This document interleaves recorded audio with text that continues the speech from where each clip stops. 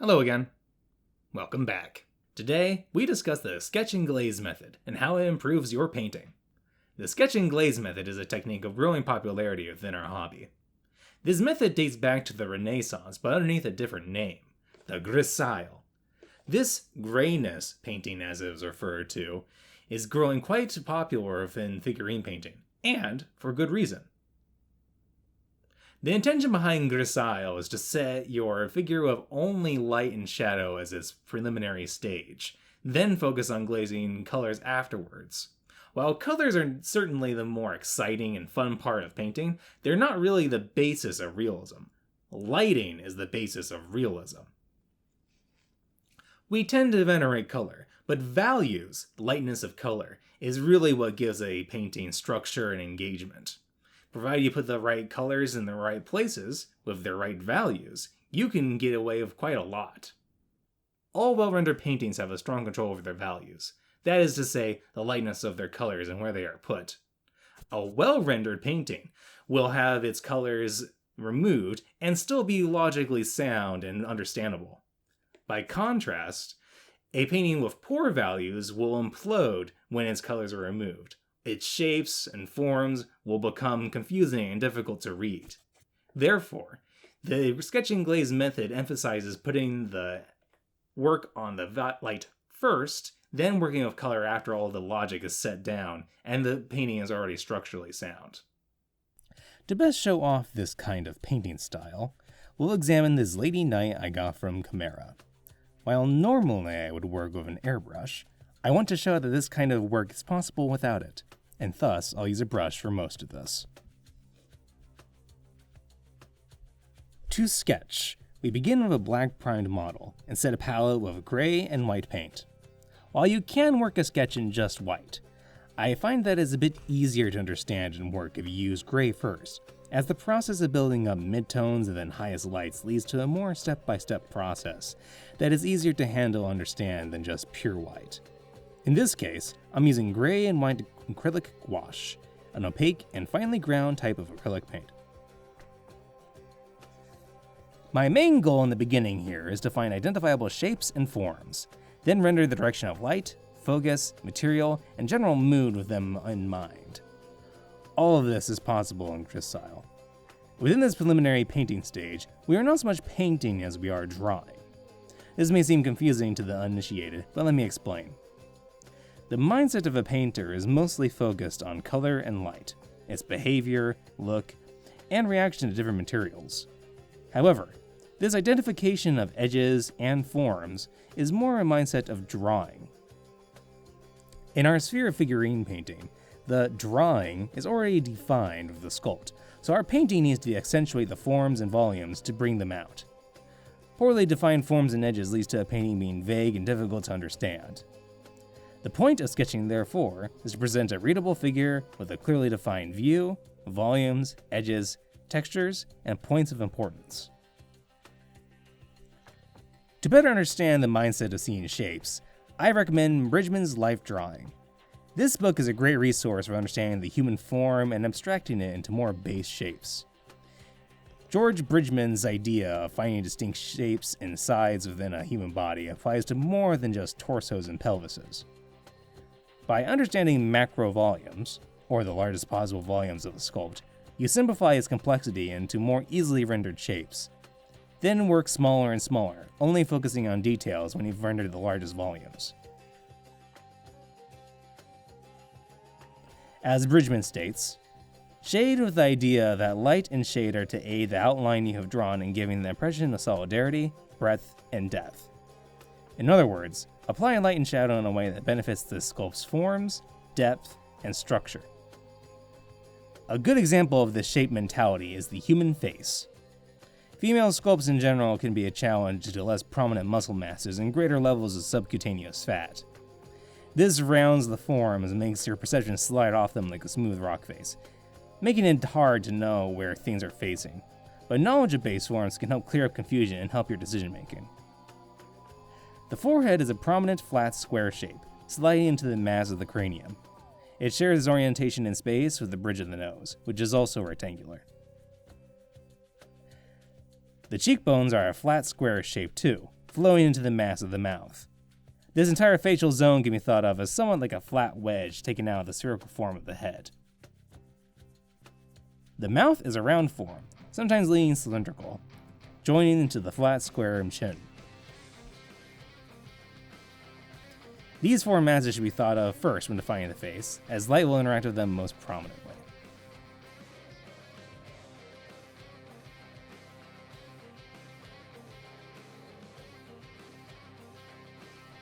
When I have a reasonable layout of tones in gray, I move into white.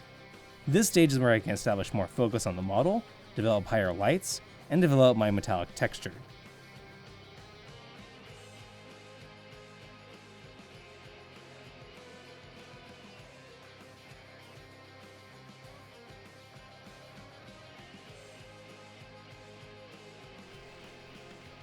Don't think you should or have to work purely from dark to light. This is a values sketch after all, and that means you may need to erase some of your work to get what you want. In this case, I use Indian ink to refine the sketch. I like Indian ink specifically because it has a nice controllable opacity, meaning I can layer on darkness when I need it and softly glaze shadows when I need it to.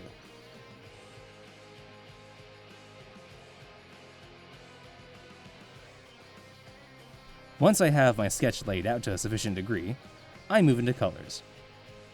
In this first stage, I need to mainly set some local tones for the different parts of the model.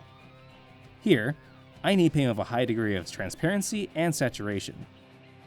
Contrast paint, instant colors, ink, chimera paints, and high flow colors are all highly effective for this. I use Scale 75 Endurance Brown, Contrast to Kellyan Green, High Flow Raw Sienna, and Burnt Sienna as my primary blocks of color for this stage. Endurance Brown is a deep yellow-orange, which will act as the baseline shadows for my gold metal. The Kellyan Green, as you can see, is more of a bluish cyan and will be the base for my silver.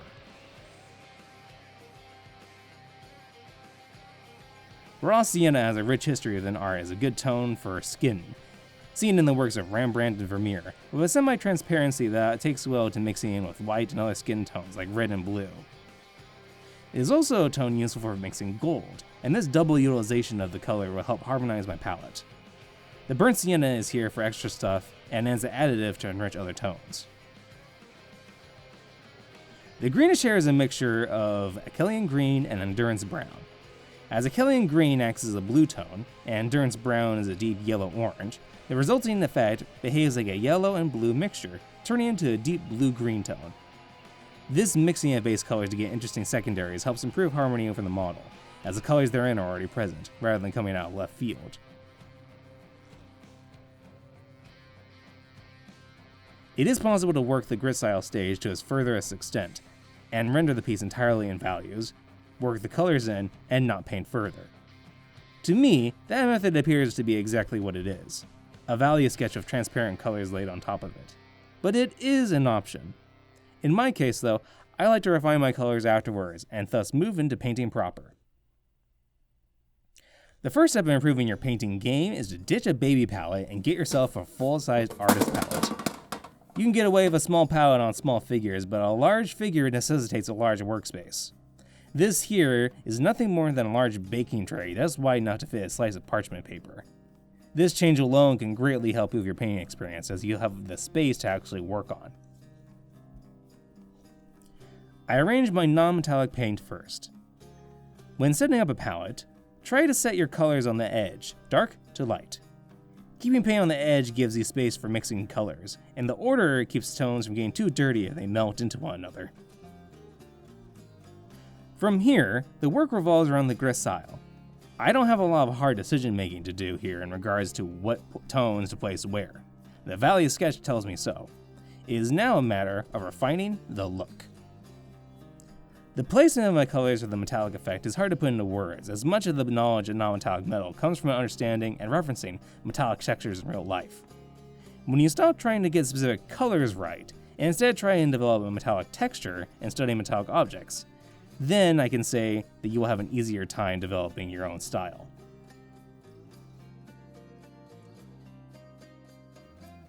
When I feel satisfied with how the gold armor looks, it's time to move on to the silver. Silver is an interesting tone as it heavily reflects its environment, has very little hue of its own. In my case, I'm giving a blue-green vibe to better stand out against the golden armor. I begin by setting the macro volumes and reflection of the main stomach thing, progressively getting smaller and smaller. Here, I don't give any worries to the small, tiny volumes of the details. I paint as if they do not exist. They should be thought of as separate entities from the main mass here. Only when the main mass is finished will I work on the smaller entities. As the painting goes, you'll see that the sketching glaze method is not a two-step process, in that you sketch, glaze, and then you're done, but rather a method of approaching painting as a whole. Sketching out ideas, glazing them in, and beginning over again, on all sorts of different parts, evolving with how it should look by the end. Painting can be explained in step-by-step processes to facilitate learning, but as soon as you move away from the step-by-step example in question, you lack the tools to approach it. Far better then to learn the more fundamental skills and you'll have the ability to approach anything.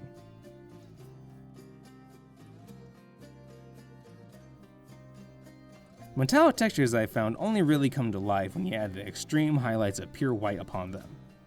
On edges and the outlines of forms, a line of white instantly forms a metallic texture, along with the white shine along the form itself.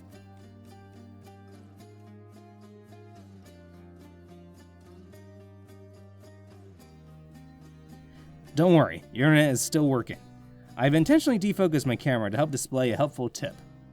Many painters will over time begin to squint their eyes to blur their vision when painting. This intentional blurring of the painting removes details and forces you to focus on general impression and values. It can be easy to get stuck in detail hell when painting, a thought process of getting a detail to look exactly right, only to realize later that it barely contributed to the piece as a whole. The squint removes said details and puts the emphasis on the macro volumes of the piece, which are more important to get down than a little scratch.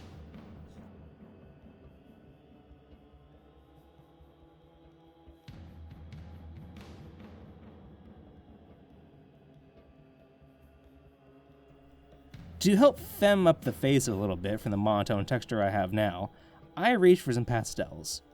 These chalky oil sticks have great use in figures for weathering and other special effects. I want to add a little bit of redness to the face, so I opt for a red pastel and a small, soft brush. I break some of the pastel off and gently rub it into the brush, before testing it on a paper towel to check how intense it is. Then gently rub the cheeks of the figure and I obtain a liquid smooth blend of red over the cheeks. I then use a smaller soft brush and carefully apply some eyeshadow. This technique is actually quite similar to real-life makeup effects, and adds a lovely warm feeling to the face. Pastels can be cleaned with white spirit afterward.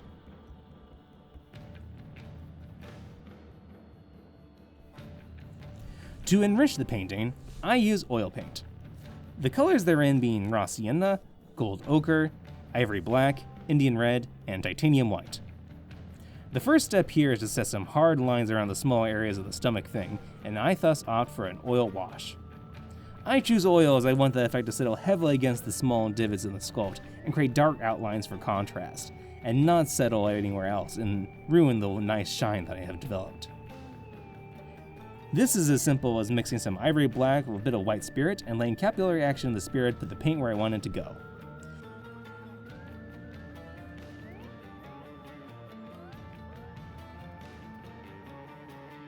This alone is not so special, but my order of action is. My next stage will be to glazing some oil paint on some of the model, and I have to set this stage first before I start layering on any more paint. Oil painting is quite dissimilar to that of acrylic. Solvent tends to be relegated to the cleaning duties and very specific applications in oil, whereas in acrylic it is an integral part of the process. Until oil fully cures, spirit will rip it up from its surface. So the golden rule of oil is to paint fat over lean, or fatty undiluted paint on top of diluted paint. This means the use of any solvents or additives have to come first before pure glazing does.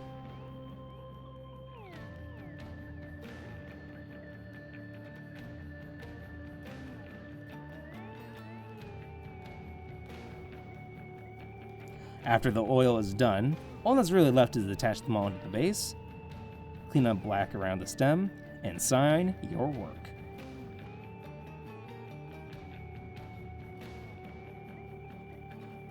I hope you learned something from this dive into the methodology of sketching and glazing. This style of painting has certainly been very helpful in guiding myself towards better pieces, and studying the artistic methods of old masters that use similar styles leads to new understandings and methods to take for yourself. If you liked this video, please consider liking and subscribing. You can always ask any questions you have in the comments down below, and please consider checking out my website, where you can see a portfolio of my work, and if you really liked my work, consider getting yourself a commission. Take care, and have a good one.